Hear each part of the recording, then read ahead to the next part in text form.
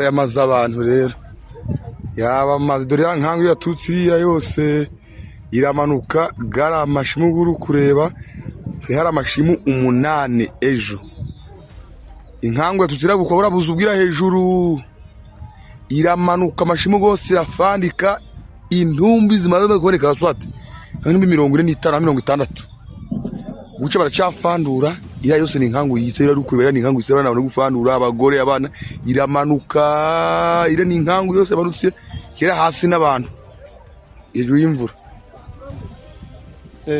imvura yakoze ibibazo mbega bigoye cyane bigoye n'abajya mu mageni gusoga ibiryo bajya bashota udutanda hanze bose batembye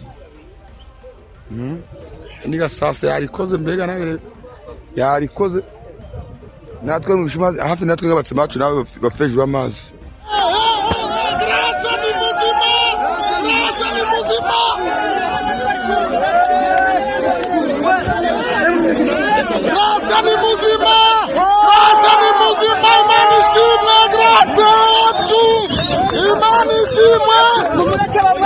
ni inkuru iteye agahinda, ni inkuru yabaje cyane y'impanuka iteye ubwoba yabereye mu kirombe cya Korota kiri Rubaya, aho ni mu burasirazuba bwa Repubulika Iharanira Demokarasi ya Kongo. Nk'uko dutangiye mubyibonera ibintu byabereye i Rubaya biteye ubwoba, abaturage benshi bapfuye, abaturage amagana baguye muri iyi mpanuka ndetse n'abandi benshi bakaba bakomeretse ku buryo bukabije, nk'uko tugiye kubigarukaho muri inkuru yose uko yakabaye. Ni Rubaya muri Kivu y'Amajyaruguru, aho umubare w'abantu bapfuye nyuma y'impanuka ikomeye yabereye mu kirombe cya Korota cya Rubaya mu burasirazuba bwa Repubulika ya Demokarasi ya Kongo ukomeje kwiyongera, aho ubu habarurwa abantu barenga 200 nk'uko byemejwe n'abayobozi bo muri ako gace. Iyi mpanuka yabaye mu mpera z'iki cyumweru ku wa gatatu, ubwo ubutaka bwaguye gitumo mu kirombe cyacukurwagamo Korota, mu gihe abacukuzi n'abandi baturage bari bagihari.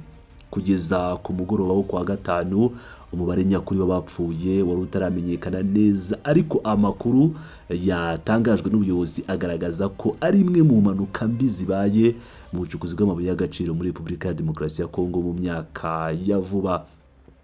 Abacukuzi, abana n'abagore bo ku masoko bari mu bapfuye. Rubumba cyangwa Lumumba Kambere Masiya, umuvugizi wa guverineri w'intara washyizweho n'umutwe w'inyeshyamba ugenzura ako gace, yatangaje ko abantu barenga 200 bagizweho ingaruka n'iyo mpanuka, barimo abacukuzi b'amabuye y'agaciro, abana n'abagore bacururiza ku masoko. Yagize ati abantu barenga 200 nibo bagizweho ingaruka n'iyi mpanuka yo kugwa k'ubutaka. Bamwe barokotse ku munota wa nyuma ariko bakomeretse bikabije. Yongeyeho ko abantu bagera kuri 20 bakomeretse muri iyo mpanuka bari gukurikiranwa n'abaganga mu bigo nderabuzima byo muri ako gace. Abatangabuhamya bavuga ko ubwo ubutaka bwagwaga benshi bari mu mwobo bacukuragamo, abandi bari hafi y'ikirombe barimo abagore bacururizaga abacukuzi ibiribwa n'ibindi bicuruzwa ndetse n'abana bari hafi aho. Iyi mpanuka yatewe n'imvura n'ubutaka bworoshye. Abayobozi bo muri ako gace basobanura ko imwe mu mpamvu nyamukuru yateye impanuka ari ibihe by'imvura nyinshi biri kugwa, aho imvura nyinshi iri kugwa muri aka gace ka Kivu y'Amajyaruguru. Muyisa yagize ati turi mu gihe cy'imvura, ubutaka buroroshye kandi buranyeganyega. Nibwo butaka bwahise bumanuka mu gihe abantu bari mu mwobo bacukuragamo, nyine hakabaho iyi mpanuka. Ibi byongeye kugaragara bigaragaza ibibazo bikomeye by'umutekano n'imiterere y'aho abacukuzi bakorera ibikorwa byabo by'ubucukuzi bw'amabuye y'agaciro, cyane cyane ubucukuzi bwa gakondo bukorwa n'abaturage badafite ibikoresho bigezweho cyangwa ubwirinzi buhagije. Umubare w'abapfuye ushobora kurenga 227. Nubwo imibare y'ibanze yavugaga abantu barenga 200, umujyanama wa guverineri yavuze ko umubare w'abapfuye wemejwe ugeze nibura kuri 227. Ubwo umuyobozi yatangaje ayo makuru asaba ko amazina ye atatangazwa kuko atari yemerewe gutanga amakuru ku itangazamakuru ku mugaragaro. Abashinzwe ubutabazi bavuga ko gushakisha imibiri byari bigikomeje, bikaba bigoye kubera ubutaka bwari bugitose cyane, nyine byari ibyondo byatewe n'imvura yakomeje kugwa. Bikaba byatumye rero hari impungenge ko umubare w'abapfuye ushobora kongera kwiyongera. Rubaya ubusanzwe ni igicumbi gikomeye cya kuruta ku isi. Ikirombe cya Rubaya ni kimwe mu by'ingenzi cyane ku rwego mpuzamahanga, gikora hafi 15% bya koruta ikoreshwa ku isi yose.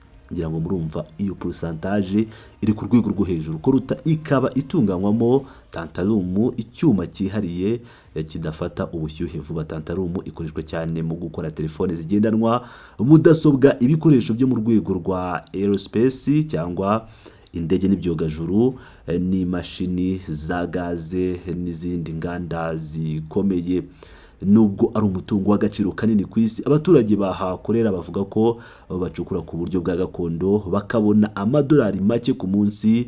Bakorera mu bihe bigoye kandi bishyira ubuzima bwabo mu kaga nk'iyi mpanuka yabaye.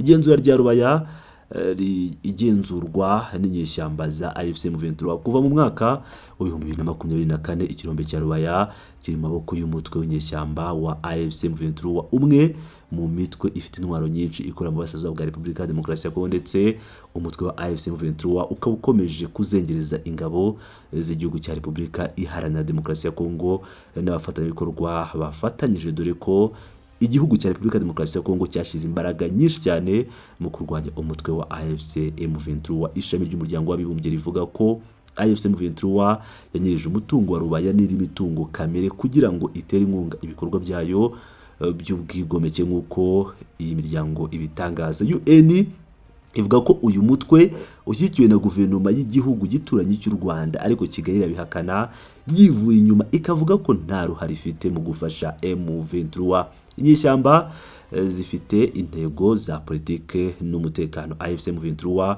ivuga ko intego yayo ari uguhirika ubutegetsi bwa Kinshasa no kurinda umutekano w'abatutsi bo muri Kongo bavuga ko bakunze kwibasirwa. Mu mwaka ushize izi nyeshyamba zagabye igitero cyihuse zigarurira utundi duce dukungahaye ku mabuye y'agaciro mu burasirazuba bwa Kongo, ibintu byongereye impungenge ku mutekano w'akarere n'uruhare rw'umutungo kamere mu gukomeza intambara. Impanuka rero ikaba iri kugaragaza ishusho mbi y'ubucukuzi bwa Repubulika ya Demokarasi ya Kongo cyangwa Repubulika ya Demokarasi ya Kongo. Iyi mpanuka ya Rubaya ikaba yongeye kwerekana ingaruka mbi z'ubucukuzi bwa gakondo mu bice byugarijwe n'intambara, aho umutekano uba ari muke, amategeko n'ubugenzuzi bidakurikizwa, kandi ubuzima bw'abaturage bugahora mu kaga.